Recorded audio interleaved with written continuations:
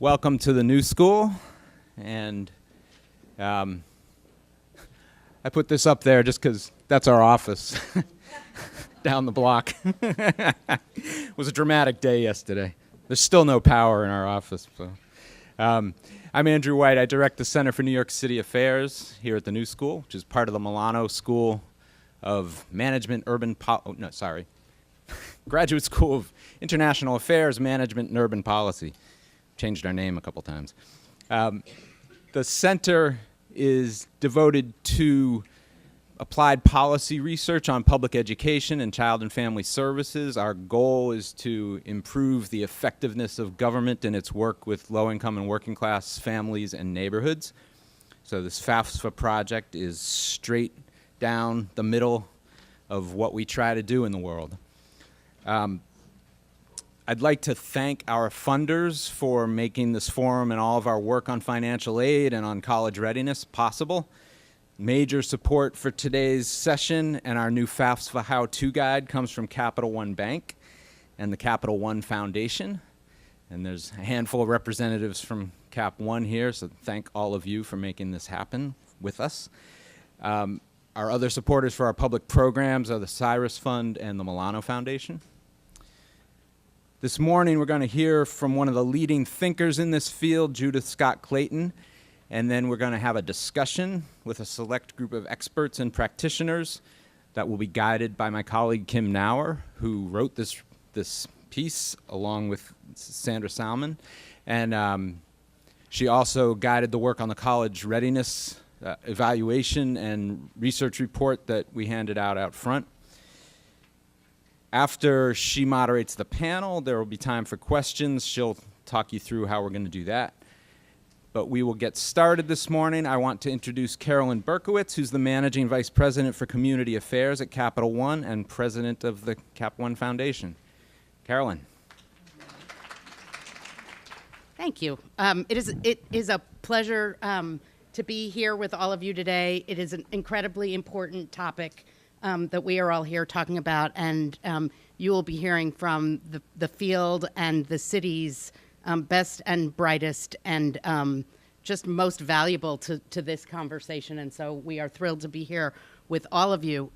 Before I kick off and before I introduce our keynote speaker, Judy, I wanted to just say thank you to a few of the people who have made all of this possible. So I want to say first a special thank you to Andrew, and to Kim Nauer from the New School Center, and their work in this area is pioneering. Kim is a magnificent partner, a brilliant author, and in the just few minutes I had to talk to her this morning, she said the single most impactful thing that we hear, or that I heard, and I know it will be for the whole day, she said it's all about the kids. And it is true, it is all about the kids. And so we're grateful for that reminder at all times. And that is, in fact, what makes you as special as you are. So thank you. I also want to thank Dr. Judith Scott-Clayton, and you will hear from Judy in a little bit, and to the wonderful panelists who you will hear from and who you will have a chance to meet with. I know that many of you work daily on the front lines in high schools, helping young people prepare for their college careers, and I want to thank you for all of that work that you do. There is a fortuitous but sort of ironic thing happening as well today, and that is that President Obama and Mrs. Obama have called together a White House summit on college access and college persistence. And it is an extraordinary opportunity for your voice to be heard there. And one of the speakers who was to join us today, Dr. Bridget Long from Harvard University, is actually there representing this voice, and we are thrilled to have her there. We are sorry that she is not here with you, but also know that you'll hear from some tremendous people, and that her voice is being as useful as possible in our world.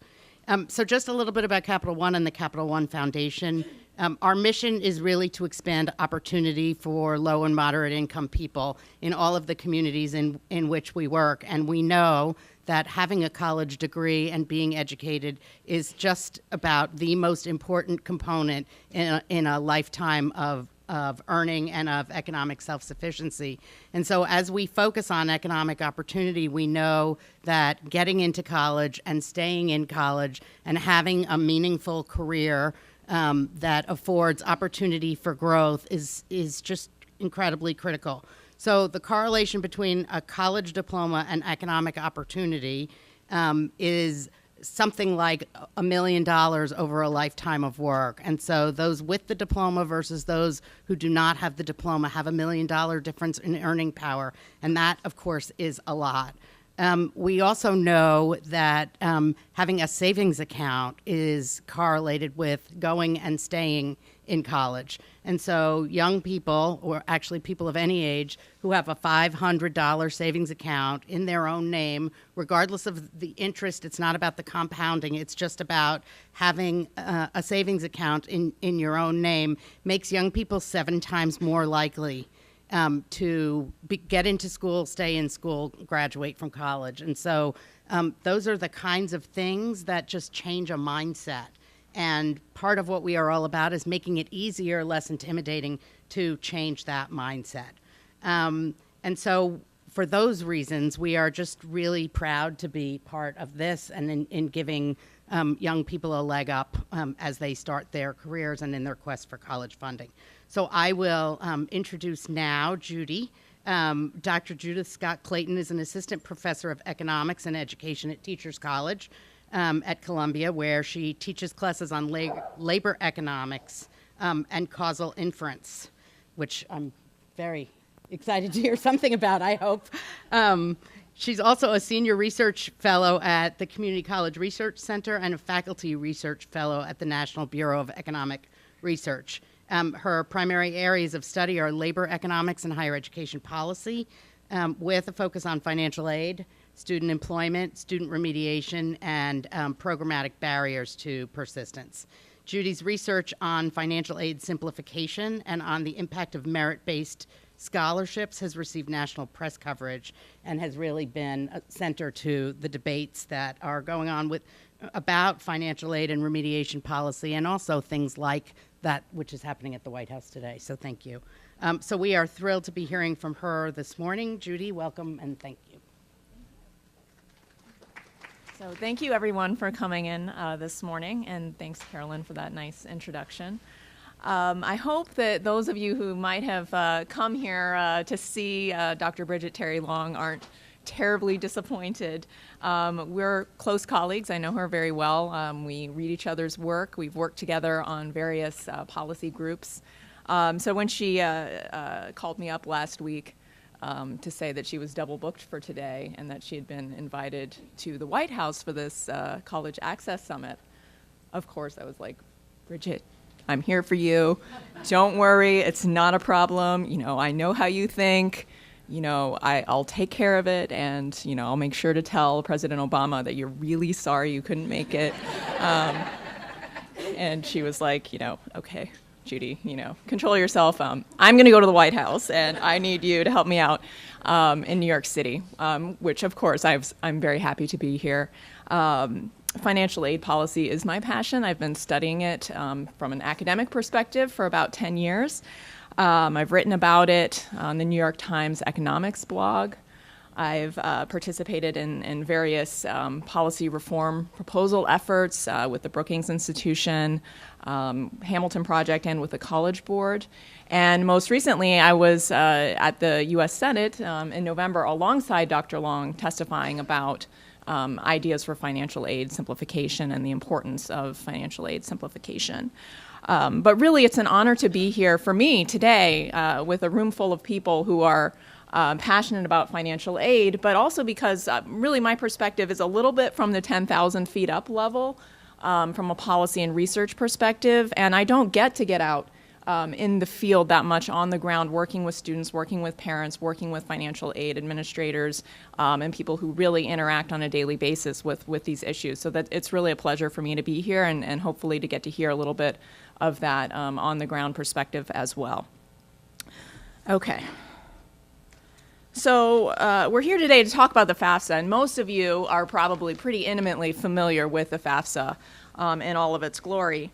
But just for those of you who might not be so familiar with it, I want to make sure that I take a few moments just to kind of introduce what it is, what it's for. But then kind of the point of my talk today is to really motivate why the how-to guide that's being released today and why the work that you guys are doing, working with students and parents on the ground, why that's so important, and why hopefully in the future we won't need to have a how-to guide like this. We won't need to have an army of people just to walk students through this process. We can redirect those efforts to other things like helping them get into the right school and helping them figure out what they need to prepare and get through college, so that it doesn't have to be just about this form. Okay. So the FAFSA, as many of you know, is really the gateway to the federal financial aid programs. Pell Grants, the single largest source of non-repayable student aid in the country, as well as Stafford Loans, Federal Work Study. But it's not just about federal programs either.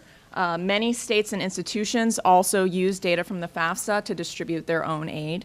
And what's on the FAFSA? I brought one with, just in case you haven't seen one on paper in a while. A lot of people do it online, but I went and found it. So this is what it looks like in its full glory. You don't get to see it, you know, if you're doing it online, you don't get to see kind of how fun it is. But that's always a nice little fun demonstration to do. So it's got over 100 questions. And like most need-based programs that the government administers, they want to know about your income. But the FAFSA, the Federal Financial Aid System, isn't content just to know adjusted gross income. They also have up to an additional 38 questions to adjust adjusted gross income for non-taxable income, assets, child support, other benefits that the family may be receiving. And my favorite personal favorite catch-all item is the one that asks students to report, quote, money received or paid on your behalf, not reported elsewhere on this form. So presumably that's meant to capture things like grandma's, birthday money that she stuck in your birthday card. It's not really totally clear, to me as a supposed financial aid expert what that's supposed to be capturing, and it's certainly not clear to students and their parents either. So how big a deal is this kind of annoying form?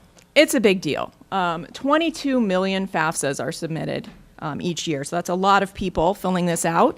And there are many more, we know, that should be filling it out that don't. So as just a conservative estimate, if we thought that each person who was filling this out was spending maybe 3 hours of their time to assemble the documents they need and submit it, that would be $500 million of time just spent filling out the form. And that's not counting all the time of all those people who are helping them to do it and helping them understand what it's about.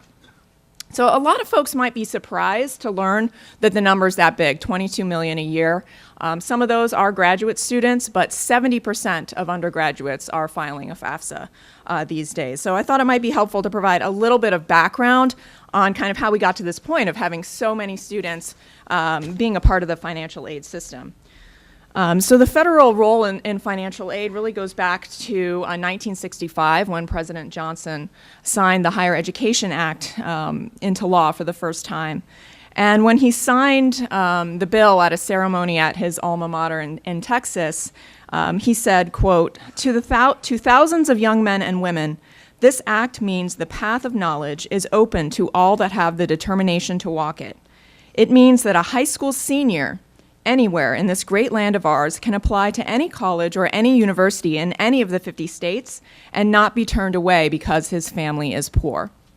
I think this is an interesting quote, both for the kind of general motivation it provides about what we're doing here. It is all about the kids.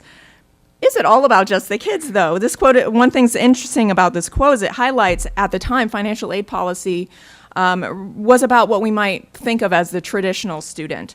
A young student just graduating from high school, looking at traditional college and university programs, academic programs, probably looking nationwide, probably going to live away from home, probably going to attend full-time. And so it's no surprise that the fundamentals of the financial aid system have really been designed around that so-called traditional student. who probably still lives with both of their parents, might have a high school counselor, might have friends who they can turn to for help with the process, who would be living on campus and then coming home in the summers. And another important piece of historical context is that at this time, financial aid really wasn't so big a deal. The percentage of folks who were going to college back then was only about 30 to 40%, so only about half the rate that it is today. And because tuition prices were so much lower, most students who did enroll could afford to do so without needing financial aid. So in the late 1960s, we could think of financial aid recipients as kind of being a niche of a minority of people who were going to college. Obviously, a lot has changed since then. After accounting for inflation, of course, everybody knows tuition prices have gone way up. At the average public four-year, prices have more than tripled since the early 1970s. And in addition, college enrollment rates have more than doubled. So many of these new students who are going to college don't fit this traditional model. So I have a little pie chart here. And there's no official definition of what is a traditional student, but I've just broken out a few characteristics here. So over 50% of students are considered independent from their parents. And that could be for a number of reasons. Either they're 24 or older, they're married, they have kids. Any of those would qualify you as being independent from your parents. And a lot of these students are non-traditional in other ways as well. They may not be attending full-time, and so on.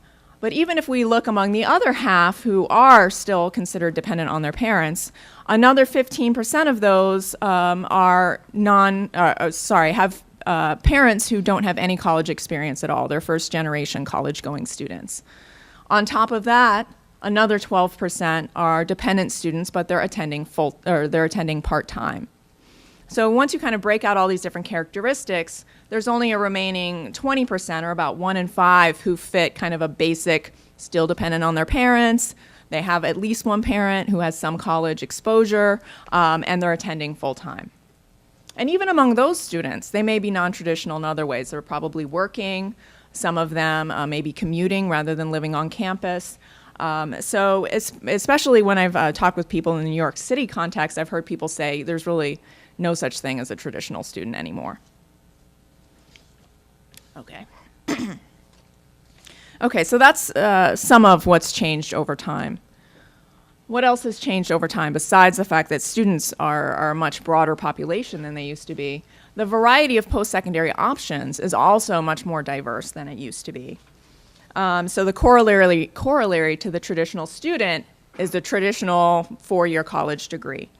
Well, less than half of today's students are enrolled in that traditional four-year degree program. Over 40% are in associate's degree programs, often in technical and applied fields.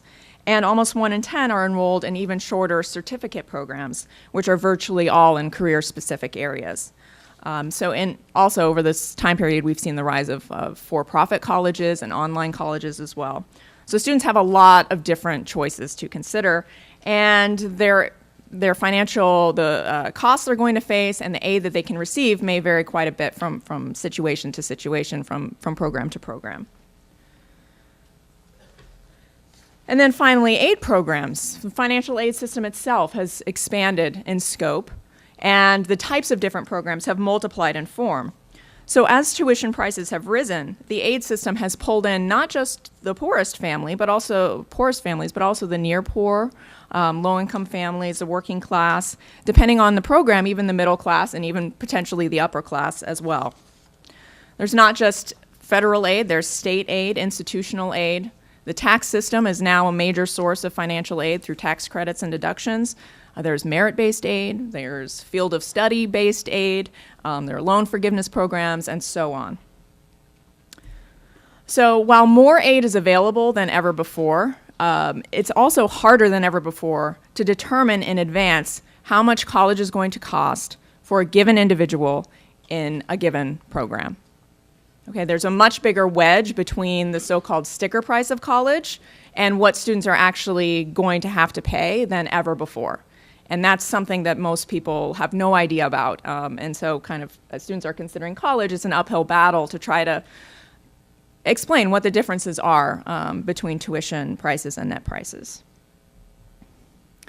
So here's a breakout of the average annual aid for a full-time equivalent student, an undergraduate. This is based on College Board data from their annual Trends in Student Aid series.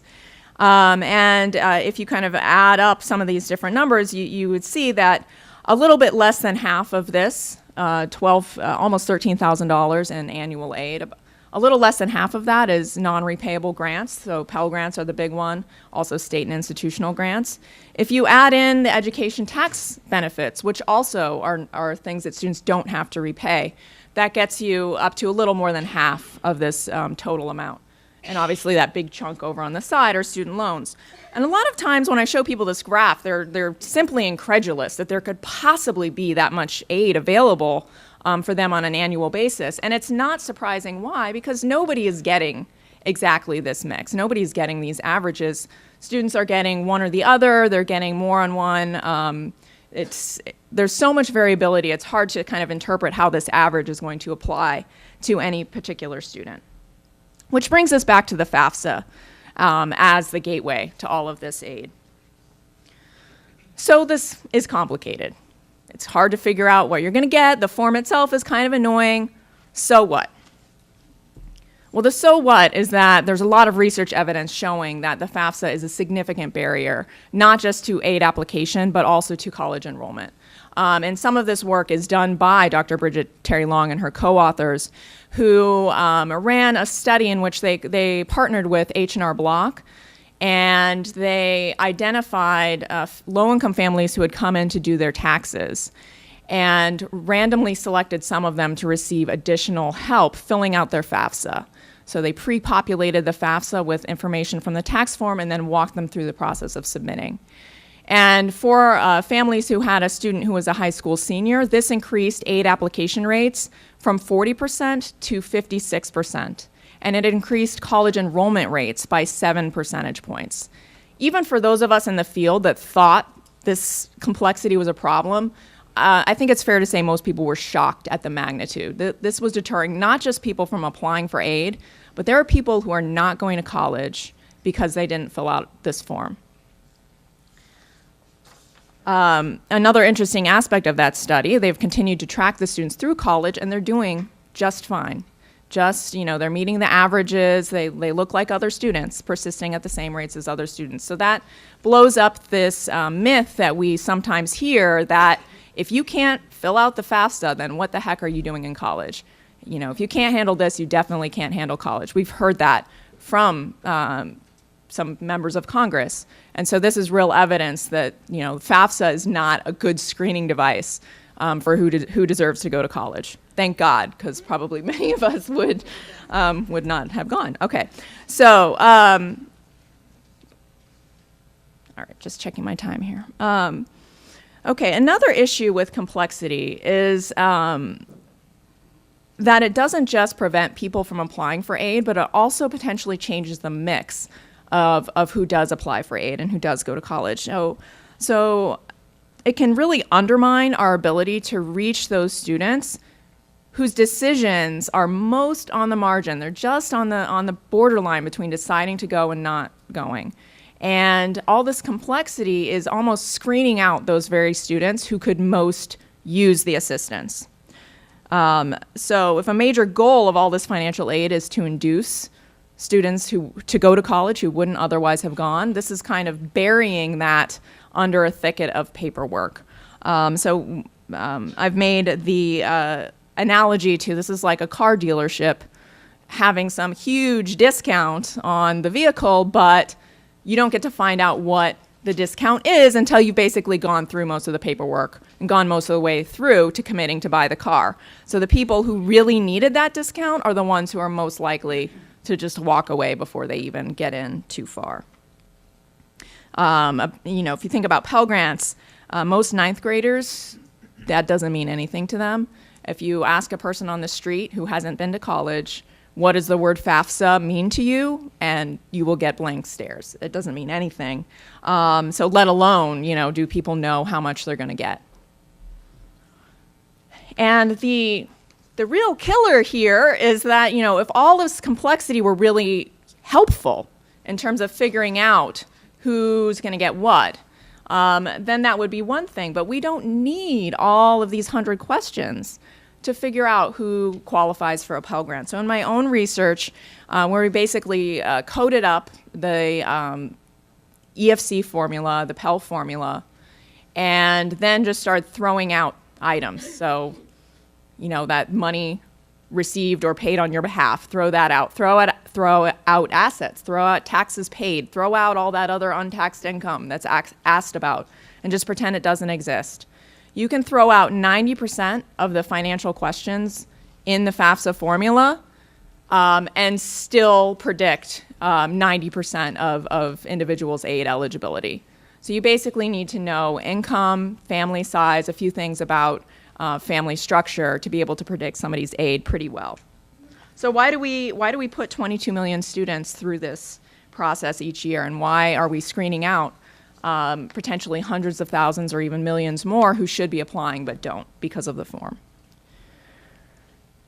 Okay, so to talk a little bit about possible directions for reform.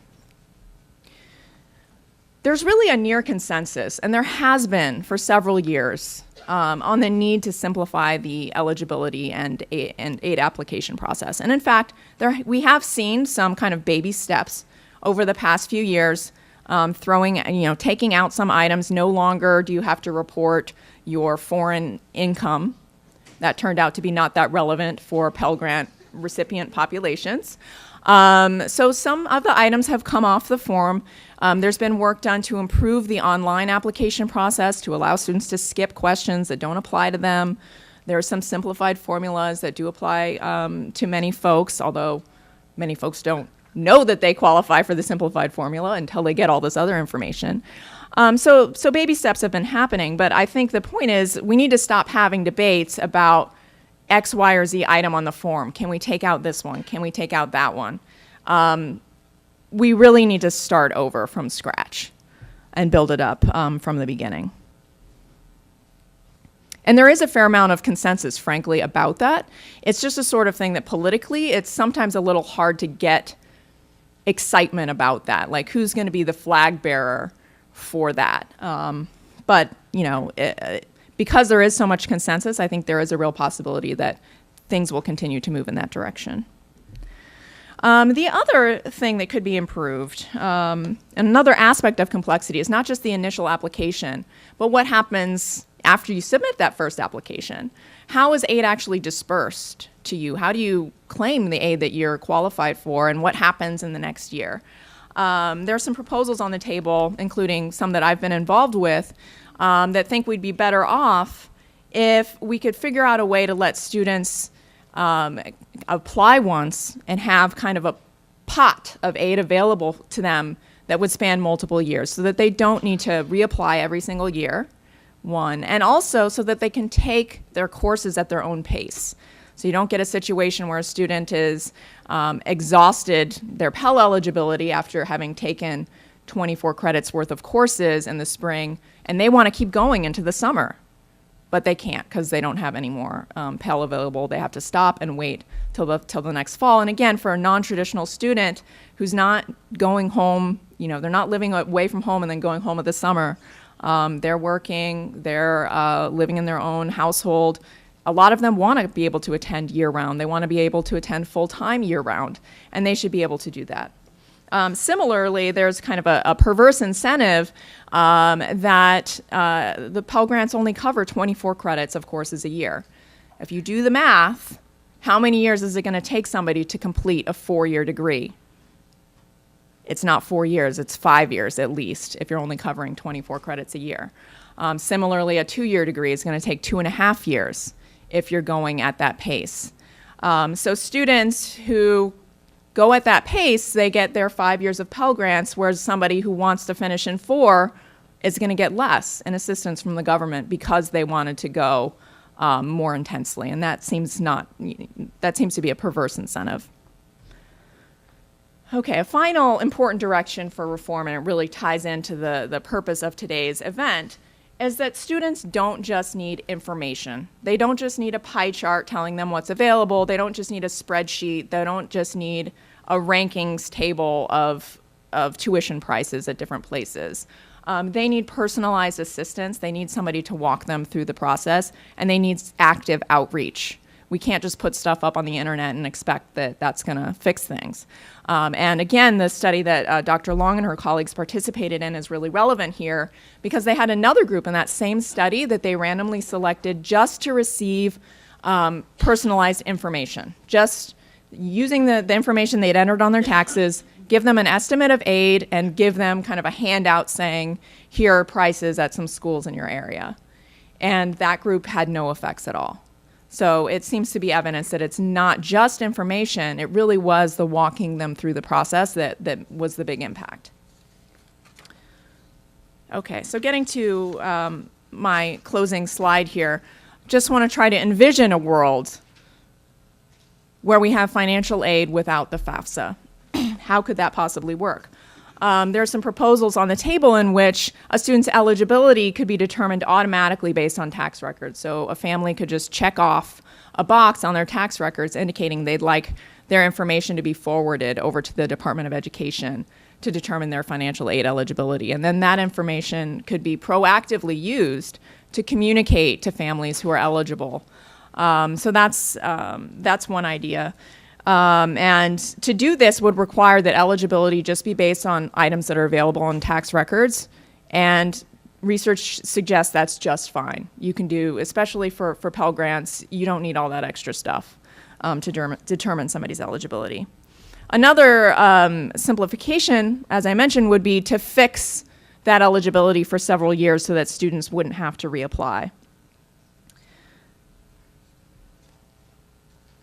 So if we could do this, the consequence wouldn't just be getting rid of this annoying form. It would really enable students to know in advance that they could go to college, so they wouldn't have to wait till their senior year of high school. They wouldn't have to wait till they're 25 or 30 and they've kind of figured it out on their own.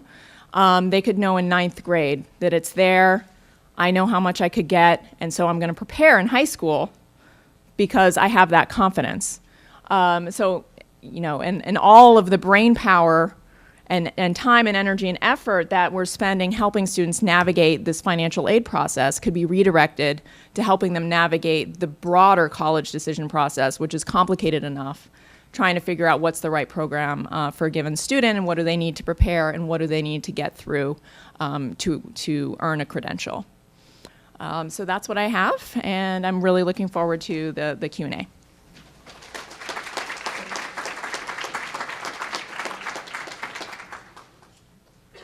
Could the panelists come up and take a seat sort of behind their placards there? And we're going to put you. Okay. My name is Kim Nauer. I am the author of this guide that you all have, the how-to guide for high school students. And I'm also a policy researcher at the Center for New York City Affairs. And we do a lot of these sort of really large reports about pivotal issues facing New York City students. And this book was born of my work in college readiness, where me and my co-author Sandra Salmons interviewed a lot of students and guidance counselors and folks like you about what students were going through as in high school as they dealt with the financial aid and FAFSA process. And we did a big piece on that in a recent college readiness report of ours. And then I realized, like, there's nothing out there that explains to students very simply what sort of in terms of New York City students and the problems they face, like what the answers to the questions are. So I just did that in my spare time and knocked it off, and it's been pretty popular. It's actually the most popular thing I do. So, but more recently I've been learning about what can happen to students after they file the FAFSA and have to navigate first the complicated process of choosing a college, because colleges give them these financial aid packages that are often really hard to compare and analyze. And then second, once they're in college, there's a lot of complicated things that happen to students, both in applying and reapplying for aid every year. So you apply for FAFSA in high school, but then you have to do this again and again and again and again. And there's so many little things that can trip up both high school students and college students, and we'll be talking about that with this panel here today. The takeaway, as Judy said, is the system is needlessly complicated, and in many ways is getting more complicated as we speak, and we'll get into that at the end of this conversation. And of course, we only have limited time here with me talking to the panel, so I won't be able to get to everything. I urge you to use the cards in front of you if you have questions, and fill them out and send them as you go, and people will pick them up. We'll only be able to get through some of them, but if you please put your name and organization, and if it's a question you'd really like to see answered, include your email, and I'll get back to you. Okay, so I'm throwing that in as a bonus. Okay, so first let me introduce the panel really quickly. All right, so basically for your left to right, we have here, to right directly here is Bob Gevertzman, and he's Associate Director of Financial Aid at Kingsborough Community College. And then next to him is Sandy Jimenez, and she's a guidance trainer. She trains most of New York City's guidance counselors, so I talked to her. And she's also been a college access counselor at Goddard Riverside's Options program for the last 15 years. And then next to her is Adam Stevens, and he's a college advisor at Brooklyn Tech, and he has an interesting group of kids, which I'll explain a little bit later. And then next to Adam is Julieta Schiffino, and she's Associate Director of Financial Aid Services at SUNY, so she sees a different group of kids than Bob has at CUNY. And then finally, Judy at the end. Okay, so let's get started. First, I want to just lay a bit of groundwork for, I know we have a variety of people who have a variety of experience in this room with the financial aid process, and we're going to start with high school kids. And I wanted Sandy at Goddard Riverside to talk to us a little bit. I want about just explain to us very quickly, 1 minute, 2 minutes, step of what an average kid goes through in terms of both the college application and financial aid process, but just knock it off, step, so we could just know it and have it in our heads. All right, so here's some basics, just some highlights. You're going to start with finding the right college match, and with the mindset of paying for college, you want to make sure that this list of schools that you end up with, that the student ends up with, has a nice mix of schools, right? And in New York City, that means that they have public institutions like CUNY schools and SUNY schools, and also that they have private schools. That way that at the end, when they have their list of schools that have accepted them, they have a nice little list of prices to choose from, right? Then once they've at the same time as they're doing their applications, they're going to file for financial aid. And the basic steps for that is you're going to fill out the FAFSA, which we heard about. In New York State, we also have the TAP application, which is for New York State aid. And then for private aid, you're going to fill out the profile. Ooh, okay? That's a scary one. Yeah, it's a very long form. Once you've filled out those forms, it's a season of kind of following up and making sure that schools have all your information. And if they're sending you a form to ask you for more information, that you're sending it back. So it's a lot of follow-up. And once the students hear back from all their schools about who has accepted them, they should receive a follow-up of a financial aid package. And that financial aid package, hopefully they get one from each school. There may be some follow-up with schools for that, to make sure that they have this financial aid package. Once they do, they're going to really analyze these packages, make sure they know what their price is at each school, and then include that as part of their decision-making process for choosing their final school. And once they've done that, there's more stuff to do. They're going to apply for their loans, all the follow-up work to actually enrolling in college. So it's simple, right? Yeah. That's really No simple. sweat. I'm just so glad that my own dad said, you have three choices: University of Connecticut, or University of Connecticut. And he paid $2,500 a semester that, so just give. So go Huskies. So Adam, you work at Brooklyn Tech, a large, prestigious high school, home to a certain mayor's son, we all know. It's interesting school. because the students there are academically very talented. It's a large school. It's one of our one of our jewels. Academically very talented and ambitious. But more than 2/3 of the students at Brooklyn Tech are first generation college students. So that's really a fascinating group of kids. They want to go to expensive schools, and they need money, a lot of it. And also, their parents tend to be very entrepreneurial. Many of them own businesses and whatnot, so that has interesting implications when they're trying to apply for financial aid. So, Adam, first of all, your title is financial aid counselor, right? Yes. How many of those financial aid counselors are in New York City? When I began this work, the name of the job was scholarship coordinator, and going back before the internet era, I think a lot of the larger high schools were able to maintain this position. This idea that students need help paying for college is an old one, and so there used to be scholarship coordinators in the city. That's my understanding of it, and we would maintain the coordinator would maintain paper files. And students would go But through. now there's no one. No schools have financial aid counselors, right? Because they don't have the money for it. The large comprehensive high schools were able to have economies of scale and leverage large staff and then give a teacher, like I have, what's called a compensatory time position, where I teach, instead of 5 classes, I teach 2. And I'm at a large school where you're able to do that, but at a small school, like so many of our schools are in the city now, it's a struggle to have one full-time guidance counselor. So, Yes, I think that we do not have many of those. That's my supposition. right, and so Sandy explained the college application process, but Sandy, one thing you told me was that you and Adam told me that, there's a certain amount of work that goes in the college application process, but there's actually much more work that goes into the financial aid process. You told me 20% of your time is in college admissions, and then the other 80% is in financial aid or something like that.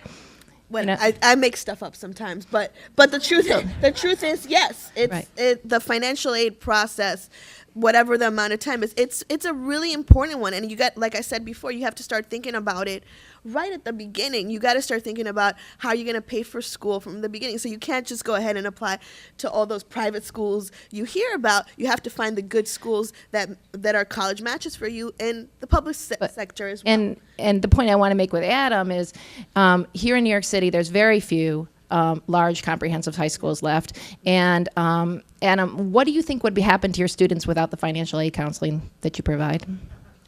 I think a lot more they would go to the very fine public institutions that we have in New York State. That's all. I think that's what would happen. So they wouldn't get the shot at the privates that you advise them and help them get into. Yes, I think that's fair. And without, just a thing to note is that there's this concept that we've been talking about called undermatching, where you have very bright students in New York City, and they assume that they can't afford a SUNY or a private college, right? And so they go to CUNY, which can be great. But the reality is, if you don't have somebody who's helping you through the financial aid process up front, then you could be a victim of your own sort of fear of the financial aid process and go to school that you are is not as rigorous as that you could actually achieve that. So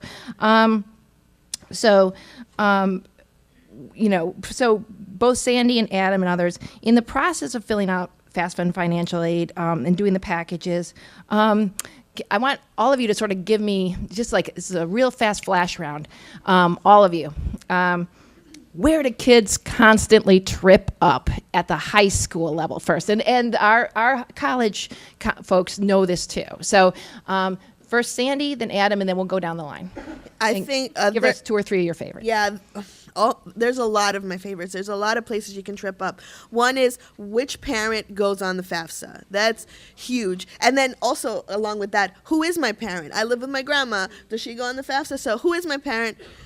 Who, if I have 2 parents in my household or outside of my household, how do I figure out who to put on there? And then also, just should I fill it out? We've got students that are higher income. They don't think they should fill it out. Yeah, everybody should fill out the FAFSA. That's a huge trip up if you're not doing it. Okay, Adam, give me your favorite trip ups. Well, two. First is again with the who is my parent and parental responsibility. I think it's important earlier in high school, junior year, for students to get in touch with both parents, both biological parents, regardless of the residential situation, and to let biological parents know you are on the hook.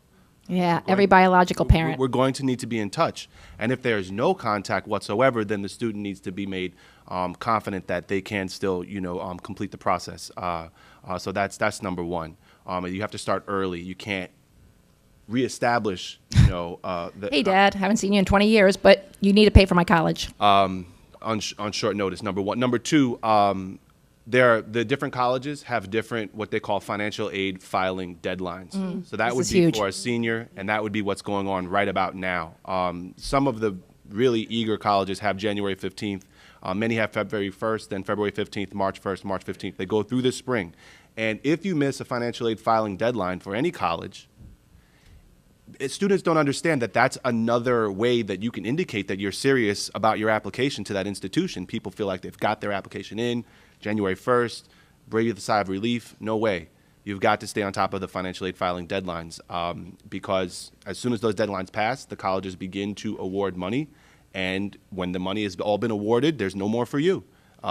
So it's important to meet the financial aid filing. And what Adam taught me, which I didn't know before, was that colleges, and he just mentioned this sort of obliquely, but colleges actually use your ability to meet deadlines and to file as a indication of whether you're ready for their college or not. So it can actually affect whether you get admitted or not.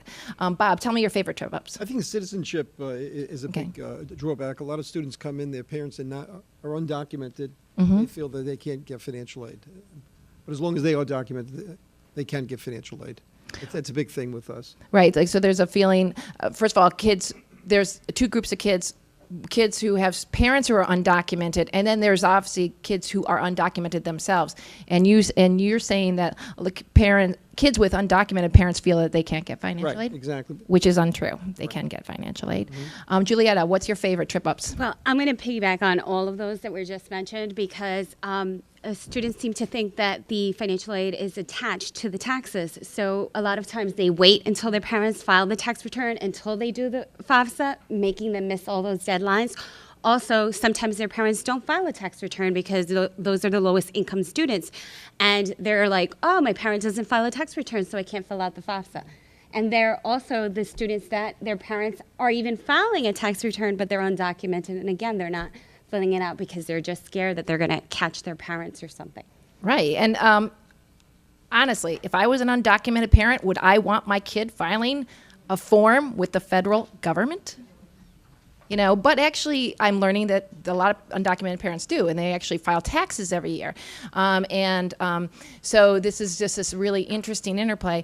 Judy, give me your favorite trip ups. Yeah, in addition to all the ones that have been mentioned, I would also mention the so-called summer melt phenomenon, which is students who have applied to college, been admitted to college, they've filled out the FAFSA, and they do not show up in the fall. And part of it is because of all this follow-up that's needed throughout the summer. If somebody doesn't send them a letter, you need to call and get back. If they have a question, they don't know how to compare the different aid packages that they've gotten, who do they turn to for help, and who can they go to in that summer in between when they've been accepted and when they actually show up. Right. The summer melt is a huge phenomenon. And in this report, we have the actual title is "My Guidance Counselor is Gone. What do I do?" I mean, so you have all this stuff that the colleges are communicating that you have to do, definitely having to do with financial aid, and also other things like orientation, and you have no one to help you through it. And the final thing we always have to understand about our students is they communicate by text. Not too much email going on with those folks. So we actually have to begin to develop systems that are text-based because it's just not where students are in terms of this email thing. Oh, and it is what it is. So now Julia and Bob, let's talk about what happens when students, or I keep saying kids, but they're not kids. They're now adults. And our young adults get into college and sort of face a number of interesting things happen once you're in college. The one we'll get to a little bit is sort of like this ticking time clock. And Judy mentioned it in in the opening, you only have a certain amount of time and you only have a certain amount of money. And this is a big deal. But first, Juliet, you're a financial aid counselor at SUNY, which is cheaper than the private colleges, but getting more expensive every year and maybe getting out of reach of working class students. Is that true? And you sort of explain that. And then what happens when your students find out that the college is too expensive for them? Well, that is absolutely true. So the average cost of a SUNY four-year school is about $22,700, the total cost of attendance. And if a student is getting full TAP, and if a student is getting a full Pell Grant, they're going to get about $10,645. So that leaves $11,000. TAP is the New York State one. Yes. So they're going to have to take out, the reality is even a student with a zero EFC at a SUNY school is going to have to take out student loans. And A they zero need to- FC is earned family Expected family family income, and That that's means what the they're FAFSA from the calculates. lowest income of students, they're still going to be expected to take out a student loan, and students are going to need to know what that means. So But they want to go away to college. I mean, that's one of the neat things about SUNY is you can actually leave the city and have the college experience, and they really desire this. But what happens? a lot of students sometimes get scared of taking out those student loans at the last minute, you know, and especially if they come from families where their income is very low, and them taking out $5,000 of in a student loan when their parent makes $15,000, that's like 1/3 of their income. This is a big number for them, so they decide then to go to a community college and not go to the SUNY school, even though it's going to bring them a different experience to go to that 4-year and go away, and they have the grades to do it and to succeed there. And then a second thing, real quick, that you talked about is that students do try, and the parent, because everybody really wants to do this, and everybody has a dream, so they do try to enroll at SUNY. And then what happens after the first year when they realize that all the money's run out? Yes, exactly. So sometimes what happens is the students do make a set, or it's even for the parents, because Parent there's a lot of parents that even don't fall into, so the student won't get a zero EFC, and the parents need to pay some of it. So a family that's making over $60,000 a year, I mean, that is not a lot of money, especially if they're living in New York City. So the parents are really going to have to take out a plus loan if they don't have money saved to pay for that. And sometimes they'll make that sacrifice and they'll pay that first year, but then they realize that second year that they can't continue making those payments. And then again, the student is looking to transfer out to a 2-year school or local school. Right. And so one of the things with this ticking time clock, just keep it in your head, is the impact of transfers. Bob, you've worked for years at CUNY's, Kingsborough College, which is a 2-year community college which has a very good reputation. Beach resort school. It's a beach resort, so we should all go there. We have a beach. Let's all head over there right now. A beach resort school is a very good reputation for student support. It actually has one of the best reputations of the community colleges here in New York City. Then the nice thing is that CUNY is very affordable. Okay, yet students still manage to burn through a lot of financial aid there. So can you talk a little bit about what happens at York Community College and at community colleges in general, where kids are managing to burn through their financial aid and not completing? Well, the tuition is so modest at our school. It's $2,275 for a semester, and a semester consists of 2 modules. So a student can take 21, 22 credits in a semester and take 44 credits a year. They can if they want. It's a lot of work, but they can do it for the same cost. In other words, there's no once they reach the maximum of 2,275, there are no additional costs, so they can take their 21 credits for the same cost. But Most of our students, about 85%. About 80% of our students do get some sort of financial aid. When I say financial aid, it includes loans, Pell, TAP, and many students just take loans to take loans. They don't take loans because they need the loans. Okay, we find that at our school, and it can really hold back a student in life, eventually in life, when they have to pay back this money.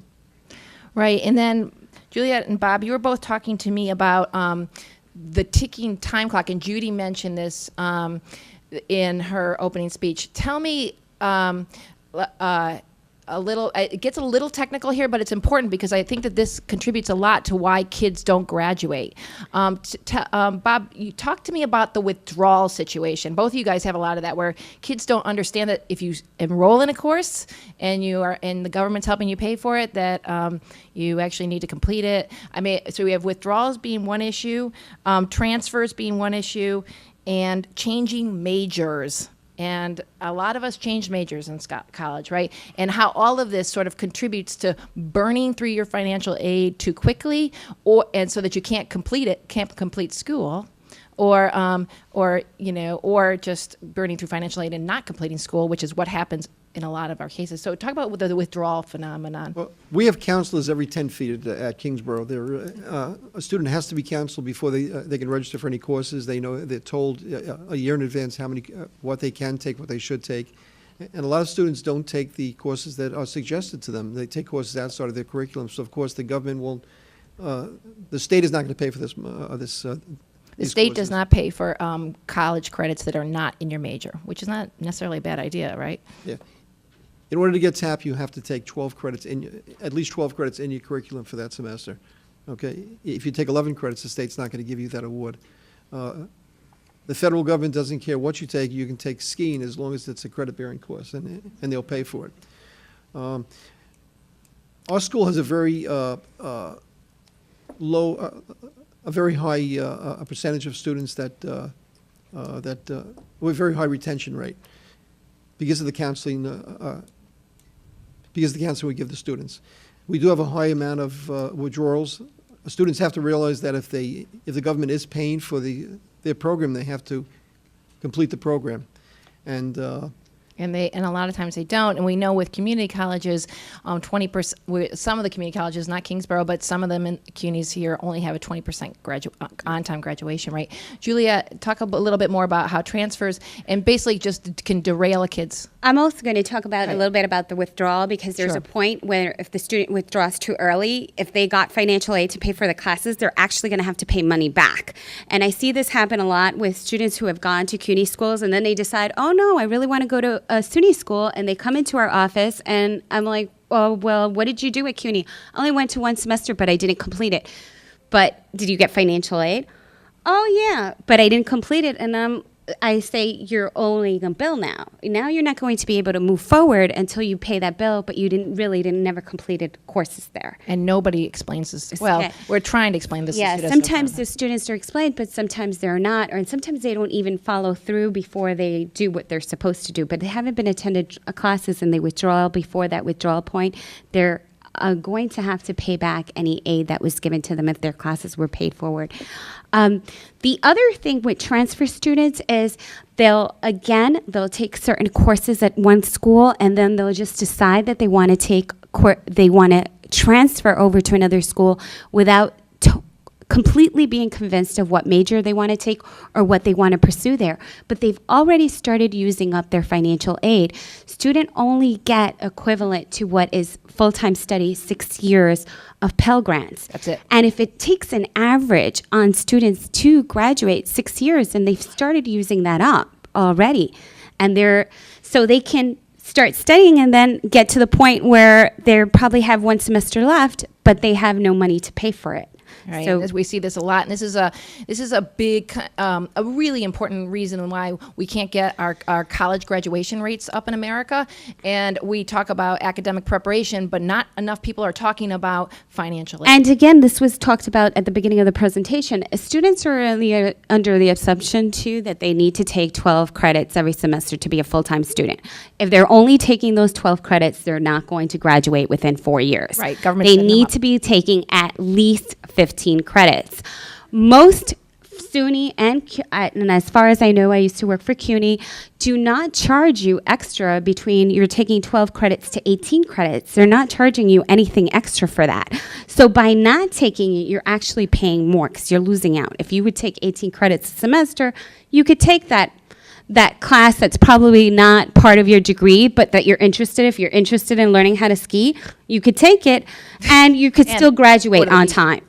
Kim, I wanted to add one more thing. The other thing is that our students are leaving high school some of them, many of them, not college ready. So they're going into our CUNY community colleges or our SUNY community colleges and having to take a number of remedial courses. Right. So if it normally would have taken them 6 years to complete, they've added onto there a number of remedial courses that they have to take, and now it's taking them how long to graduate, and they don't have enough financial. Right, and that's the one we see a lot about in the press, and that Judy's written a lot about is the sort of how remedial courses can burn up kids. But let me move on here a little bit. Judy, let's talk about the relationship between financial aid and actually graduating college. Nationally, we're obsessed about doing something about college graduation rates, but I don't feel like people really, as I just said, understand this role of money, particularly student loans. We haven't really talked a lot about that here yet, which are just fraught with fear and controversy. But interestingly, I learned from Judy and from Bridget, you and others write that we don't really have the debt problem, the student loan debt problem that the media says we do. Explain that, Judy. Well, if you look at, first of all, about 2/3 of college graduates, BA, people who get a bachelor's degree, about 2/3 of them take student loans. So 1/3 don't have any loans at all. Of the 2/3 that do, the average is about $25,000, which if you have a bachelor's degree, is actually quite a reasonable amount to be able to repay over your career. A lot of the students who default on their loans are defaulting on pretty low loan amounts. It's not necessarily the students who have $25,000 in loans that are defaulting. They might be defaulting on a $5,000 loan. So the way I think about student loans is that we've got a problem with student loans. We have a number of problems with student loans, but it's not the problem that we think we have. It's not that we have $1 trillion in student loans. That's on its own, that number is meaningless. That number you hear thrown about in the media a lot. We've got $1 trillion, it's more than credit card debt. A lot of that is because we have a lot of kids going to college. Which is good. Which is not a bad thing. A lot of, so you really want to look at the per student amounts of student debt. And for most students, those are actually fairly reasonable. We do have a problem with repayment, in that most students default into the standard repayment program, which expects them to be able to repay their loans within 10 years, just at the point in their career when things are the most up in the air, the most shaky, the most volatile. And yes, there are protections for students who are unemployed or who have an income that's lower than they were hoping and expecting. But it's complicated. It's just another layer of complexity. How do they find out what their options are? Who do they go to for help? How do they enroll in one of these other extended programs or income-based repayment programs, which are quite generous? In fact, the income-based repayment program, which limits monthly payments to a proportion of your income.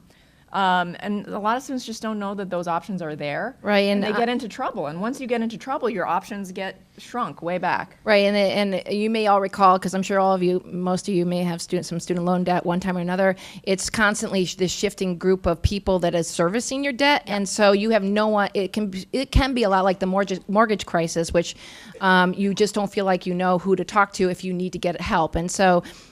So this is one of those things that does need to be solved, the repayment problem. But the other thing I want to throw in there is that students do make mistakes on both sides. So there absolutely are students who are taking out way more in student loans than they should be.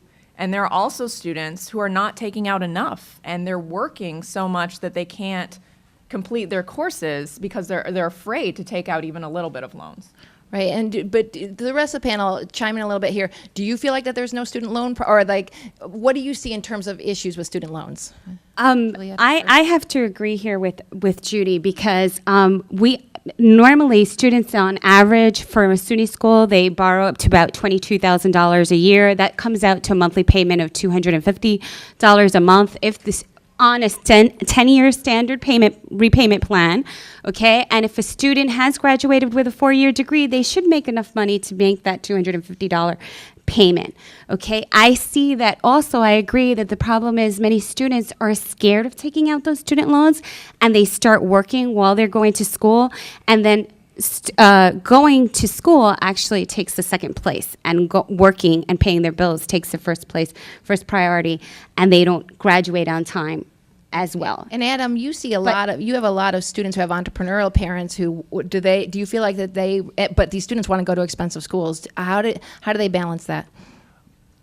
The parents' situation of being business owners is complicated just with filling out the forms. But in terms of the students, I've taught a lot of students who want to be doctors. Mm-hmm. Okay. And when it comes down to loans, I teach a history class, and I try to talk to them about what kind of doctors we need in the United States today. We need primary care physicians, we need community-based medicine, and a lot of our young people go into medicine with those kinds of aspirations. They want to help people. But if they come out of college with all of this debt, they're going to wind up fixing someone's nose, Yeah. Or nose fixers. or doing other medicine that is perhaps not the medicine that they want to engage in. So I do think that the loan problem is a huge problem, and just more broadly, I think that the banks are reaching into our lives at an earlier stage. Most people get hooked up with a bank traditionally when you buy a home. And it's hard to buy a home if you have a lot of student debt. Now we're getting hooked up with the banks at age 18, 19, and 20. I mean, so I do think that it's treacherous, and I think that our young people ought to try to sort of maintain their intellectual freedom and the freedom to pursue what they're really passionate about, and it's harder to do that when you're strapped with untenable amounts of debt. I mean, the average amount of debt is 25. For these kids that are coming out, it's going to be higher, maybe closer to $30,000 or $32,000, and the average amount of time it takes to pay it off is 15 years, and that's if you stay within the federal limits. And just remember that the average, as we've been hearing on WNYC for the last couple of weeks, the average income in New York City is $55,000, which isn't a lot, a household income, and particularly when you have living costs. Anything else in student loans and debt from you guys? I think defaulted loans are the biggest problem. Yeah. From a two-year college, the tuition is very modest, and students take out loans unnecessarily. And many students leave the system, they withdraw from the system, they stole all this money back. And they don't have a degree. Exactly. And it's going to carry their life, throughout their life. Yeah. Can I add something else? Yeah, one thing. I'm more like Adam. My students, they're on the other extreme. We have a lot of students that are scared to take out loans, but we got the other extreme too of students that it's an investment in my future to take $20,000 in loans for 1 year. And it takes a lot of work to sit down with students and analyze what that's really going to mean for them in the future. Now you're going to have $80,000 after 4 years. Let's do a loan calculator and see how much that's going to be every month. It's not going to be $250, which is reasonable, great. It's going to be $500, it's going to be $800, it's going to be $1,000. That's not realistic if you're coming out of college with a job at $40,000, $55,000. This idea of the 4-year and, as Judy has taught us, 5-year loan calculator, really important that students sit down and actually see the entire cost of their college before they jump in so that they can plan. And they need caring adults to help them with that. I just want to add on to that. If a student is taking out for first year of school a $20,000 student loan, it's not on federal direct loans that they're taking that out. There's a limit to how much they can take out. So the maximum they can take out on a federal direct loan is $5,500 on a freshman year student. If they're taking that amount of loan out, it's because they're going to some private source to look for that. And I would never advise a student to do that. Or the parent is taking out the plus loan, but then that is in the parents, and many parents do that, and they get into situations where they can't pay those loans back. Yeah. Right. But a student who is borrowing and borrowing responsibly should be able to pay back their student loan. That's right. Okay, so I want to once again switch to our final topic here before the Q&A. At this point, I'd like people to start sending up cards and once again, write neatly. I'm going to try to get through as many as I can, and then if you have something that you would like me to answer your question, include your email address, once again, neatly, and I will either consult with one of our experts or I will answer your question. And you should also feel free at the end of this forum to buttonhole any of these folks. I think Julieta is the only one who has to run. But okay, so let's get into something that's going to get really geeky, but is really important to a lot of our students in New York City. Okay, I'm just going to say 2 words. First, heads up, and then we'll explain what these words mean. FAFSA verification. Woo. Does anybody know what that is? And then the other one is, which some of you may have already have some experience with, is the IRS data retrieval tool. Ooh, I hear moans. Okay, we'll talk about that. So, anyways, but the bigger thing is, I just put simply, the U.S. Department of Education wants to do a better job of sort of verifying income information on the FAFSA. And so one of the things that they developed over the years, which it's always sounded like a really obvious and smart idea, is this idea of the IRS data retrieval tool. And what it does is when you're filling out your FAFSA online, which is what most students do, you can hit a button if your parents are tax filers and have already filed their taxes, and that timing issue is something we'll talk about initially. And then it'll populate your FAFSA form. That's important for a couple of reasons. One, it makes it easier to fill out your FAFSA form, because we saw earlier that Judy said how complicated it is. But the second thing is the new thing the federal government has started doing in the last couple of years in a much more aggressive manner is to verify your FAFSA information. So, and it's folks like Bob and Julieta whose job it is to do that. They leave it to the colleges to do the income verification. But if you use this tool of theirs, the IRS data retrieval tool, it's considered automatically verified. There may be some other things, but it makes your life a lot easier. So, Sandy, okay, so the theory is that seems like a great idea, right? Use this tool, populates your site, automatically verified, everything's smooth. Sandy, what really happens? It doesn't work. Well, but this is particularly within reference to low-income students. Yeah, it's really hard to get that tool to work. And when I'm in trainings with other professionals and I'm talking about FAFSA, and then I throw in the data retrieval tool, it would be really great to use it with your students. I get the same groans because people's experience is that there's a lot of quirks to this tool, and that it often doesn't work. It works once in a while, and that's great. But a lot of times for our students, it doesn't work, and then it makes it so that they have additional steps for their process. They have to order a tax transcript, which is just like one more thing that students may not do that can trip them up in the process. But the IRS, so the data, one thing to understand that is somewhat confusing to families about the data retrieval tool, and one more thing about the FAFSA process that we haven't mentioned here, and there's so many little confusions, is the FAFSA demands the current year's tax information. Okay, so you're a student, you're all excited to get your FAFSA filled in, and your parents don't file taxes until whenever they want to file taxes. Well, that means you can't fill out your FAFSA isn't complete until that tax information is in there. And Adam, you see this a lot because your parents are business owners, and business owners like to wait till April 15th, right? What does that do to your kids?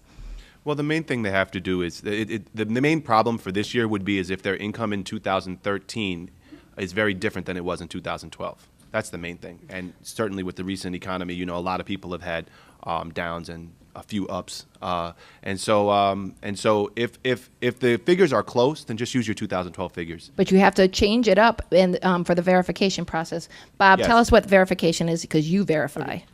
At a two-year college, we tell students to wait till your parents file their taxes, even if they file in April, May, June. It's not a good idea in a private. Never do that. Private's not a good idea. But for a CUNY college, we can wait until the last minute. Which is August, late August. While the retrieval doesn't work perfectly, it's a good start. It's Yeah. a good start. It does help a lot of students. It eliminates a lot of paperwork. Okay, when I go out to schools and I speak to students, I tell them that 2 weeks after you file your FAFSA, call the school of your choice that you want to go to and find out if everything is kosher, if you need any additional paperwork. And in most cases, students do that, but in a lot of cases, students don't listen. They wait until the last minute. They don't do that, and then they come in August when school's starting in 2 weeks, and they say, I have financial aid, and we say, no, you don't have financial aid. You have to get additional documents. Right. You tried doing the Don't have retrieval. The retrieval didn't go through, and now you have to get additional paperwork. And it could take 2 or 3 weeks to get a tax transcripts from the IRS. Right, they don't accept tax forms anymore. They only can accept the IRS tax transcripts. Right. I'm sure all of you in your heads are going, and there's a huge group of people in New York City that don't file taxes, right? We've had so what happens to those kids? Talk about the flower, that story about the mom who sold told you about flowers. Yes, I love this story. When parents are undocumented, a lot of people work off the books. They don't file taxes. And when a student comes in, we have to have some sort of income figures for the prior year. They have to tell us how their parents... So you can get into school, but Yeah, you you have to can. work with somebody like Bob. Yeah. So I've had students come in. I had one student came in, and he said his mother sells, she's undocumented, my father's undocumented, my father doesn't work, my mother sells flowers on the street. And by law, if they make over $600 a net a year, they have to file taxes, whether they have a Social Security number or not. If they don't have a Social Security number, then they have to get what's called the TIN number, a temporary identification number. And this prevents a lot of students from filing because of that. Parents are afraid to get their TIN numbers. Right. Okay. They're undocumented. Yeah. And so a student like this will not get financial aid unless they do that. Right, and so and with undocumented, talk a little bit more about undocumented students with undocumented parents. What do you guys see? Well, what we see is exactly what Bob was saying, that students think that they can't get financial aid, but indeed they can. And parents that are undocumented can go on the FAFSA. They don't have Social Security numbers, so you're going to put all zeros for that. And then they're going to sign a signature page, and that's it. And students can access financial aid in the similar way as other citizens and other permanent residents. But that form that you fill in 0000, when you try to hit submit, the FAFSA will tell you this page is not valid, and then you do 0000 again, and the FAFSA will say this page is not valid, and you sit there and you just keep doing it. You got to try until they see, oh, this kid's serious. You know. So maybe that's how the government health care system's working too. Like, oh, this person really does want health care coverage. They just keep hitting enter, bam, bam, bam, bam, bam, bam. But it'll work. It'll work. It will work, but it's very discouraging, and who knows how many of our young people see it get blocked once or twice and decide that college isn't for them, right? So. I mean, the fact that, like, what's going on there? It doesn't say, like, it's an error. It says, oh, you know, so they're basically, there really does feel like a conspiracy to the kid. Like, you don't want me doing this, and I really don't want to be telling you about my parents. So that's a sort of an off-putting thing.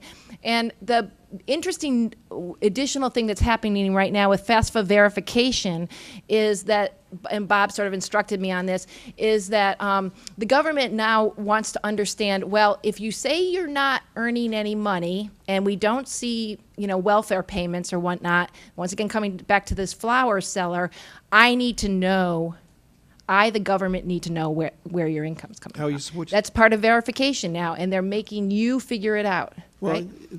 You're making the student figure it out. Or making the student has to tell us how their parents support themselves. Right, and so that's a new wrinkle, is that the government isn't taking your word for it anymore. And the colleges really have to sort of dig into students' lives to figure out where their money is coming from. And the other thing that I've heard is that if you're telling the colleges, and you'll tell me if I'm wrong, that you're making some amount of money that seems too little, that they also want to know a little bit about your expenses too. Yeah. So they can gauge if you're telling the truth in that way as well. Well, that's where the line from FAFSA comes in, money received on your behalf. That's where we enter that number. If a student is, if the parents are only earning $4,000 a year, how do you support yourself? So that's what that's for, Judy. Yeah.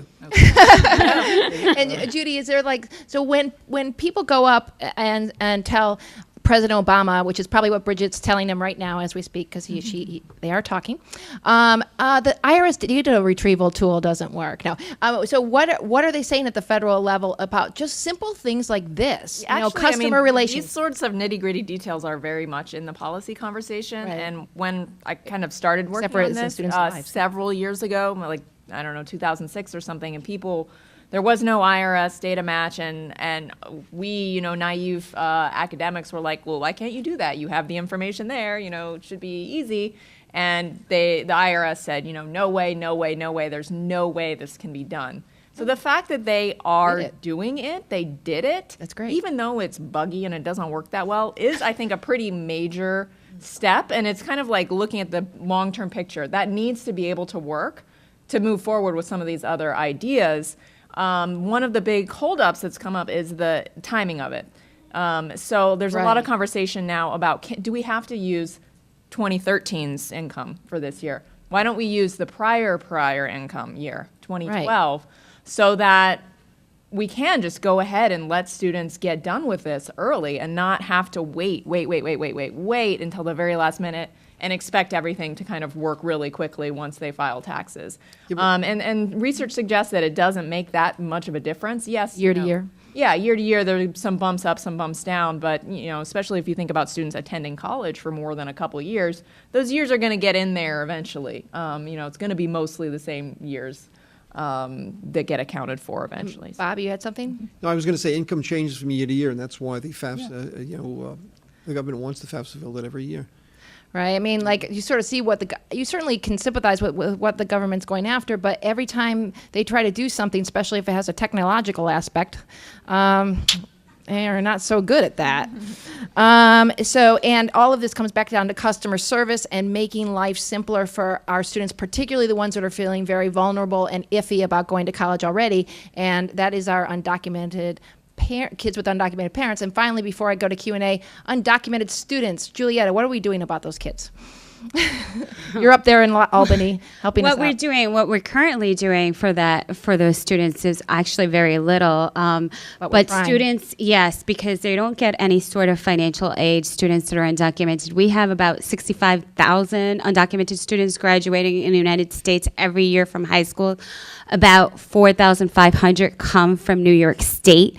And we really have no assistance for them. President Obama allowed students to get DACA, which was undocumented students would allowed to stay in the country and not be deported, and they would get working papers so they can work legally.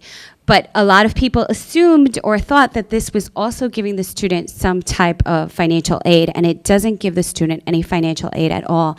The only advice that we could give students right now is go to community college because it's the most affordable, and work while you're going to school. But hopefully there is a coalition of stakeholders that are interested in helping students that is requesting for TAP reform, and along with these requests for TAP reform is that undocumented students be allowed to receive TAP, which would at least cover tuition in either CUNY school or SUNY school. That's the New York DREAM Act. It would be an enormous step forward for our undocumented students. And I know a lot of folks in this room have been advocating for it. And obviously we'd like to see a federal DREAM Act. I'd also like to add on to that, because a lot of people are under the assumption too that if there is a federal DREAM Act, that will give the rights to students to student aid, and it really won't, because any of the proposals that were out there are not going to allow the students to get Pell Grants. They would only allow students to get federal work study and student loans if those proposals for the DREAM Act went through. So students still could not get.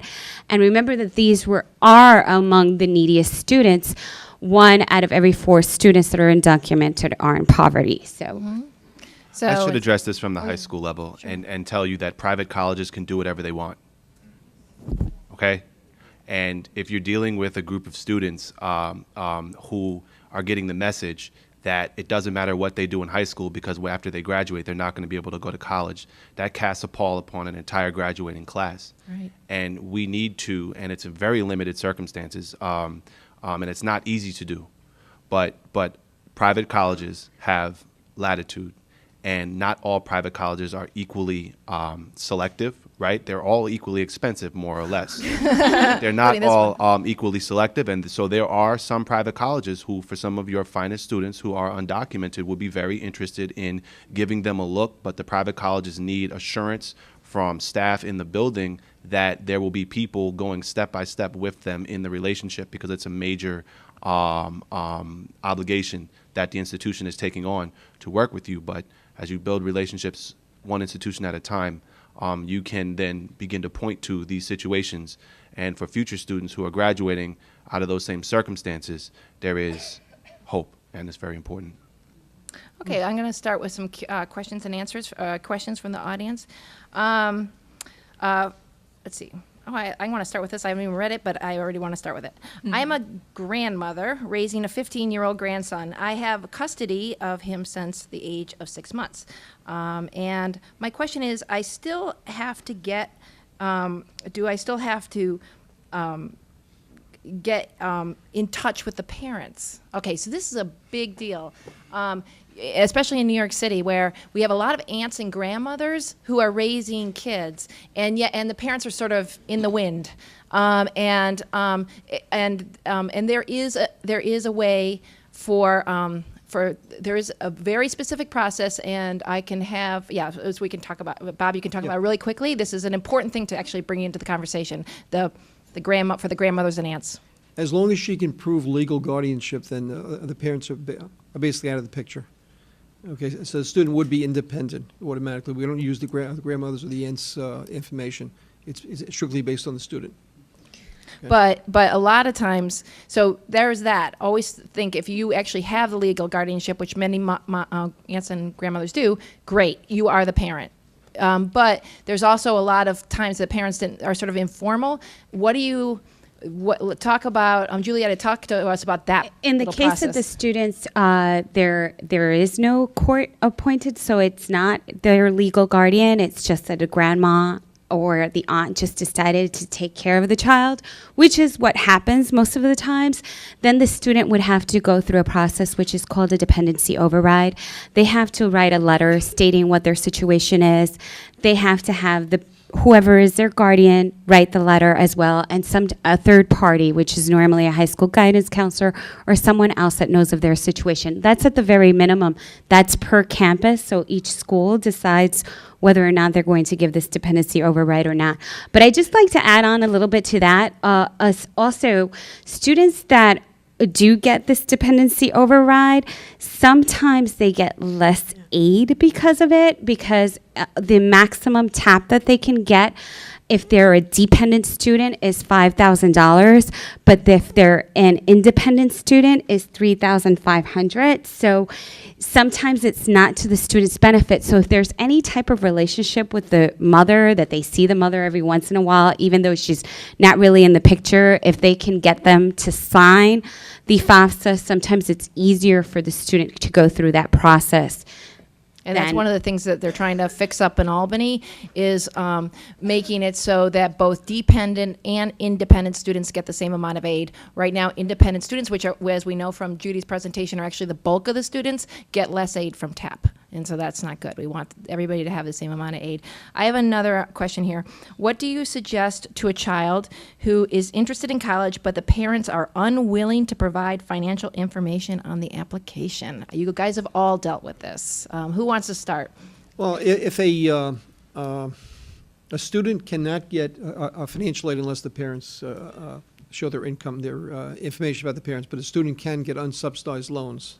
That's the only thing they can get. If both parents sign a paper saying that we refuse to give any documents to our child, then the student can get unsubsidized loans, and that's all they can get. That's it. They can't get a dependency override because the parents are still there, right? Yeah, I think it's really important in that situation to bring in somebody else also to talk to the parents, because there's a lot of reasons parents don't want to share information. I think a lot of parents don't understand what the information is for, and in this day and age with identity theft, they're afraid to share their taxes. So what I would recommend to that student is that they either go to their high school counselor or to a counselor at a community-based organization to have them facilitate the conversation about what exactly is going on, why don't they want to share the information, and just kind of explain the process. And that can be helpful sometimes. And another thing that can be helpful is having other parents talk to parents. So parents that have had students go to college talk to other parents, because it could be a cultural thing.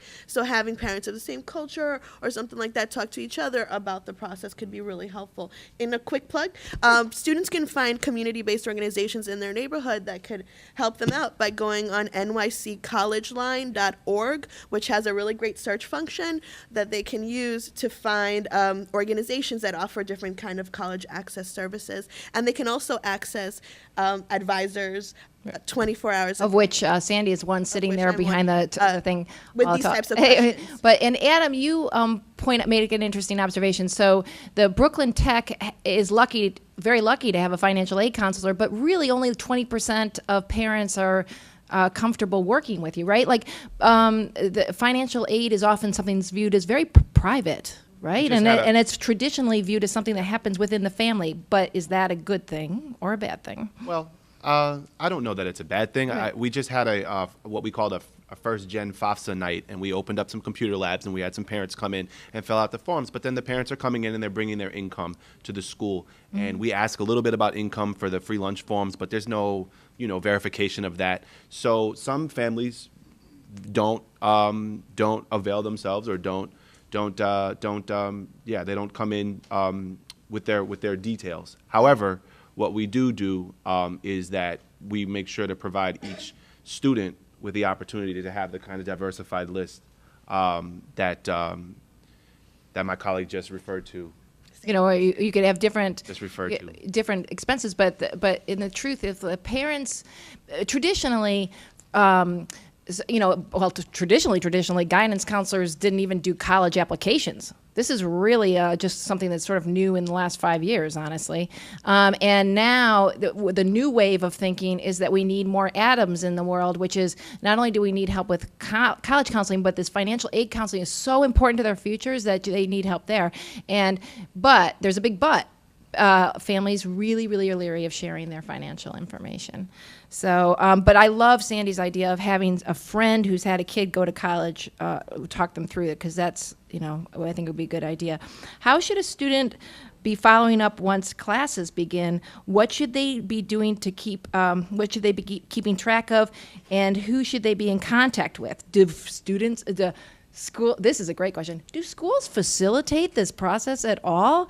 Okay, so Juliet has SUNY has a really interesting program, and Bob has a interesting program. But let's start with Juliet in terms of that, what is it called? SUNY Smart Track program. Right, So and I SUNY think has just initiated this program, which is called the SUNY Smart Track program. And the reason why we've done it is because we realize that students, even the neediest students, in order for them to go to attend a SUNY school, they're going to have to take out student loans. So we want students to be very aware of how much loans they're taking out at each point of their college career and even after they graduate, and that they have a plan to pay and they know who exactly they need to go to and how much their payments need to be.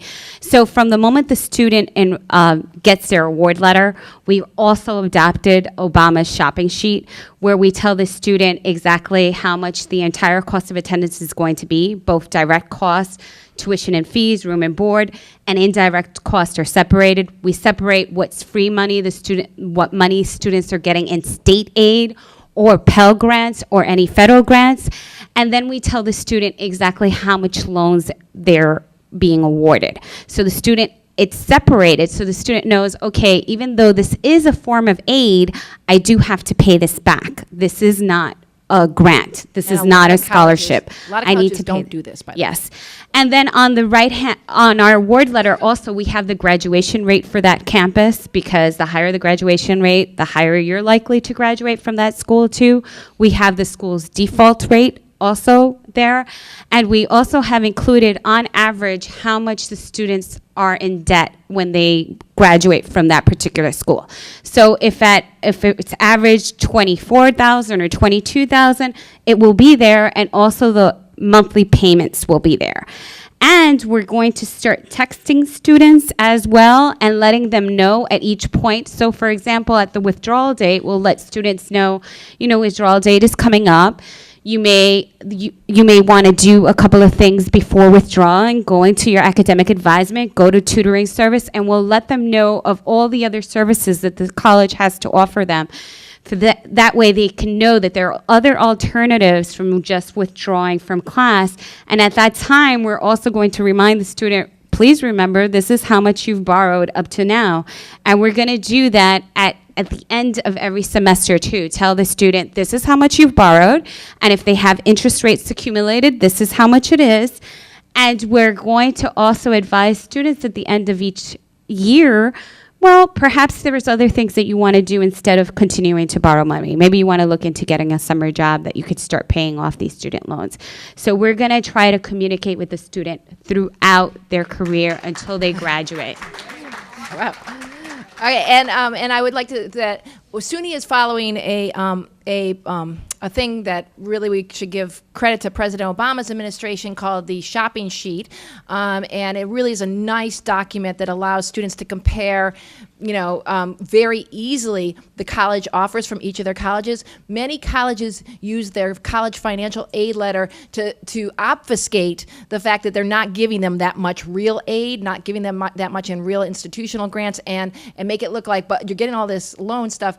It's really important that Obama's shopping sheet and what CUNY and SUNY are doing is, in a host of private colleges, is to sort of say, no, let's just use all the same form so the kids can literally print out the sheets and compare them. That's absolutely, and Judy's work and others have been calling for this for a long time. Let me get to a really sort of a tough question. My students all live in our homeless shelter. How does financial aid work for them? Can they mark that they are currently homeless? So I think this gets back to the dependency override, but Bob and Julieta or whoever wants to talk to Sandy.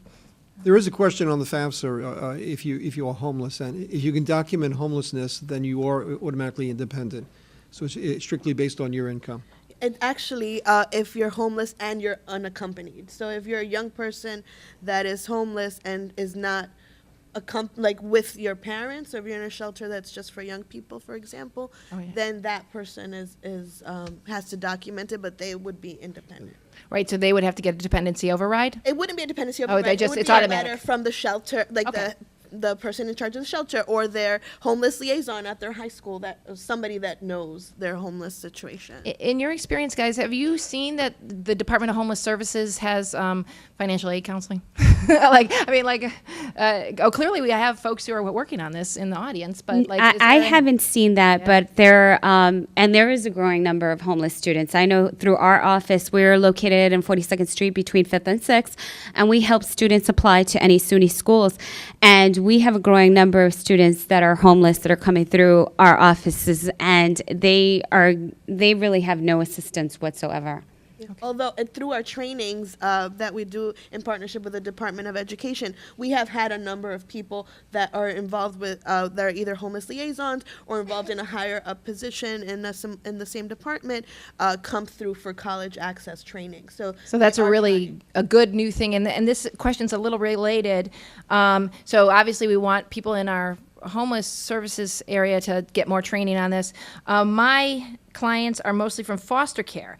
Are there free services in New York City that can help them fill out the FAFSA?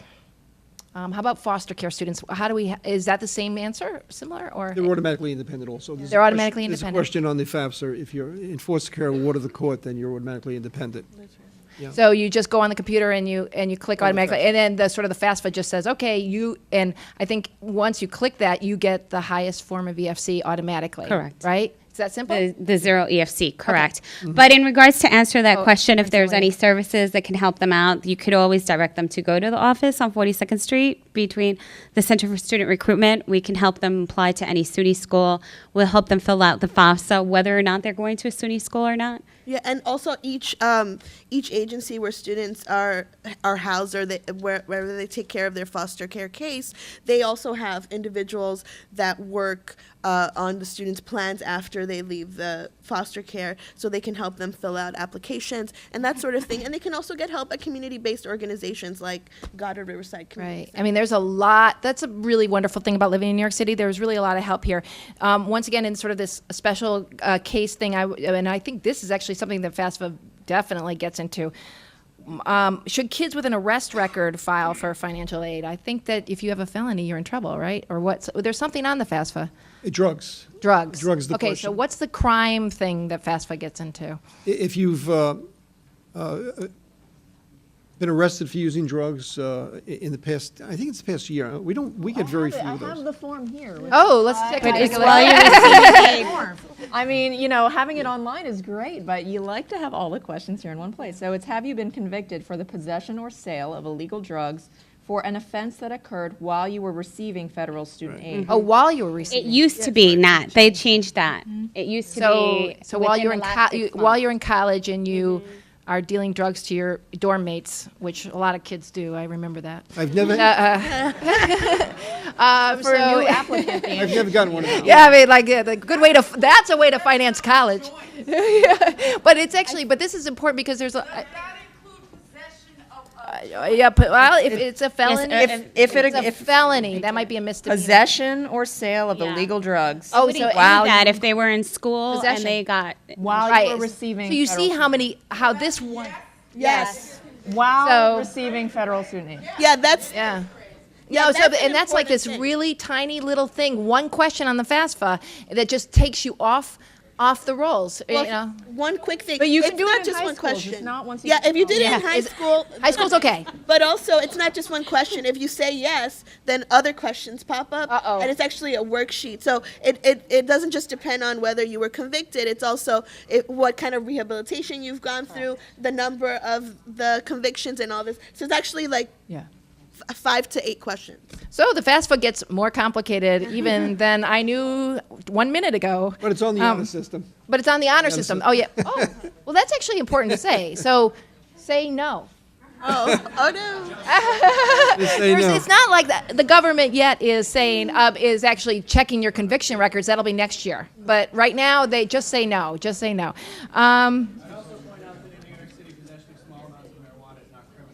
Right. So, well, as we all know, I won't get into this, but in various jurisdictions, the marijuana laws are different, but we won't get into that. It's all what FAFSA cares about, but I would just hit no there. What? I mean, really, there's no verification yet on the criminal records. Next year. Next year. What about? Here's a nice idea, and I know Capital One actually funds this. What about financial education in high schools, Adam and Sandy, to understand money management, loans, debt, savings, etc. Do you? First of all, how much of this do you see, and do you think it makes a difference to kids because they aren't so like thinking 8 years? I mean, is it effective? Have you seen it? All seniors take economics. Some take it in the fall. Some take it in the spring. It certainly is a unit that would be very helpful for the students to have. So absolutely, it wouldn't be a very difficult thing to implement if we had like a citywide curriculum that came out to give to teachers of high school seniors. So you could just sort of take a normal economics course or a business course and just implement or put in sort of financial planning into it. You know, I think we could do college costs unit. Something like that. Yeah, but the minimum that we can do as college advisors is to include at least a conversation about it when we're looking at financial aid packages. I think it's super important to do some education around finances, much more than this, but at least sit down with students, look at the packages, and then kind of budget for the future and see how that's going to look later on. Right. It's really important. There's a lot of really great calculators on the internet. That help students do this, like, because it's so important not to just think about that first freshman year, as we were saying, because that leads to like sticker shock at the end of the year with both the family and the parents. You really have to look at the 4/5 years that your education is going to take and do those calculations. Final questions before we go to reform. What advice do you have for prospective students who have prior debt? This is interesting and very common, and want to re-enter their academic career. How do we balance the need for education with the reality of financial means? I have a question. I would just want to ask a technical question with that. When we have those limits that we were talking about earlier with Pels and student loans, are those lifetime limits or what? Like the Pell, yes. Okay. But for the student loans, there also is going to be an equivalent to the student loans or subsidized student loans that the student can pretty much get it for 150%, which is for a full-time student would be equivalent to 6 years of full-time student study. But that is any student that's starting as of July 1st, 2013. But if you went to undergrad and did your 150%, right, can you go back to grad school or do you not get No, that comes into different. Okay, so you can you can take for a whole new set of loans for grad school. Correct. Obviously. Correct. And doctors and not lawyers yet and everybody. Okay. And then but I guess the bigger question is here, racking up debt. What do you guys suggest in terms of that? Get a job. Make sure you get a job and pay your way through school? No private loans. No, okay. If possible, if at all possible. Yeah, and then and obviously another thing to always think about in terms of grad school is, if you how quickly can you graduate, and then what are you going to get a job at the end? And that's the reason this whole placement thing is so important, particularly in grad school, is you really have to ask the colleges hard questions about their relationships with employers because you need that job at the end. And in grad school, that's where students can also really get in trouble because in grad school, students can take out plus loans as grad students, and that's where they can start really taking out amounts that they're unable to pay back. Right. The plus loans are unlimited. My understanding is that a parent or a grad student can take out as much debt as they want towards their education. So the cost of the, Up to the cost of Oh attendance. yeah, actually, and I know some students actually went. They use it to a trip to Uganda. Like you can, they call it education. Like be careful of these plus loans. I mean, like they really are too. And they're only easy. taking your negative credit history. So even they're not looking at your income to debt ratio. So, I mean, this is where especially grad students could get in a lot of trouble. And students graduating with 4 year, even if they didn't graduate with any debt or they have a minimum debt from that, and then they go directly into grad school because they couldn't find a job and they don't Which is really what a lot of think people do. well what they want to study in grad school, that's when they end up getting into a lot of trouble. Right, and the final thing I want to say on this, and then we're going to go to reform, is student debt never goes away. The only thing you can do is die. So I would recommend that you don't take it out unless you really need it. It's going to affect your family, your ability to take out mortgages and all this. The nice thing, though, about government underwritten student debt is that you really can always go back and renegotiate the terms and, you know, take it from a 10-year to a 50-year and whatnot. And then now is to segue into reform, Judy, actually, there is a lot of interesting ideas about this idea of, tell us about, a couple of you guys were talking about new ideas about student loans and how we can, and a new system that they're trying out right now that's much more sensible because it's based on what you earn after you graduate. So we're now in the reform section. So right now there are like 10 different loan repayment plans that students can choose from. Most students end up in the default plan, which is 10 years standard fixed monthly payments for 10 years. And a lot of students don't realize that there are some plans, especially if it's just not financially feasible to pay back on that schedule. There are some plans that are much more generous in terms of lowering the monthly payments, and it's very confusing. There's a income sensitive repayment, there is income contingent repayment, and there's income based repayment. And these are all three different programs you got to know about. And is No, anybody I don't eligible, or are they necessarily. just I mean, pilots? this is a policy problem. Okay. We should not have this be the way it is. Okay. It's way too confusing, and it's almost like the regulations. It's like you can't take anything out. You can only add on top of what's already there. Right. Is the way Learn how to is the way flush things law. read. But the income-based repayment plan, basically anybody who has loan repayments that are above some fraction of their monthly income. I believe it's 10% of their disposable income. There's a little bit of a calculation that goes into that. But basically, you can get into this plan where you don't ever have to pay more than this fixed And that percent of exists your for monthly everybody, every student in America? Or Well, every it's a sort of- ex-student? I mean, it's for federal student loans. Okay. And I'm not sure, you know, if you took them out a couple years ago, it may only be for students who are taking out the new ones. But the idea for a reform effort, once again, simplify, would be that we tell students this up front, right? There's an idea. Right. I mean, why not default them into a plan Right. like that, or at least default them in at the very first sign of trouble? Don't wait for them to come Ask to you. saying that they need help. And there are other countries, including the UK and Australia, that have plans like this where it just runs through the tax system. You don't even have to write a check. Right. I mean, You like, don't have to report what's my income. They just take it out as a fraction until it's repaid. Not like you're doing it forever. Not like you have to pay back more than you took out because you happen to get a really good job and make a lot of money. You just pay back as a fraction of your income until it's paid off. And if you pay for 25 years, at the end of that time, it would be forgiven. So that's a very cool idea. With regard to student loans, other reform ideas from the panel? Anything else that you'd like to see happen, or you think this student loan? I just wanted to add one thing about student loans. A lot of students don't realize that there are remedies to default. There are remedies to, if you can't afford to pay the loan, there are remedies. You can get deferments, you can get forbearances. So there are ways to extend the time. Okay, in the last 3 minutes, I'm going to go down the panel, and I'm going to ask each of them to pitch their favorite reform that they would like to see done. Bob, you first. I think one fallacy I think is assets. When years ago the government would, when you had to fill out FAFSA, you had to show what if you owned a business, you had to show what your investment in the business was, less your what you owed on the business, and that would go down as an asset. Also, if you owned a multiple dwelling house, you had to show what the market value was less the amount of money that you owe. That would go down as an asset, which has a big chunk of it takes away a big chunk of financial aid.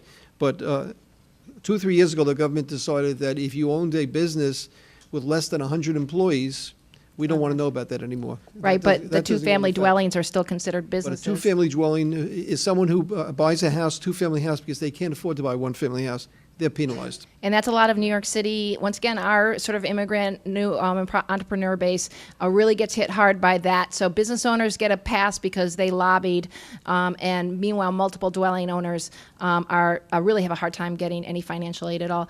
Right. Sandy? If I'm dreaming, I would say 2 things. I'm going to say them fast.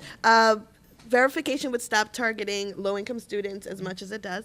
And number 2, there would be more room on the FAFSA for non-traditional households. I think we're making room now for same-sex couples, but we also need to have the grandmas with the kid fit on there without having to have this whole long process. Okay. Adam, your dream reform? Maybe for the New York City public school system.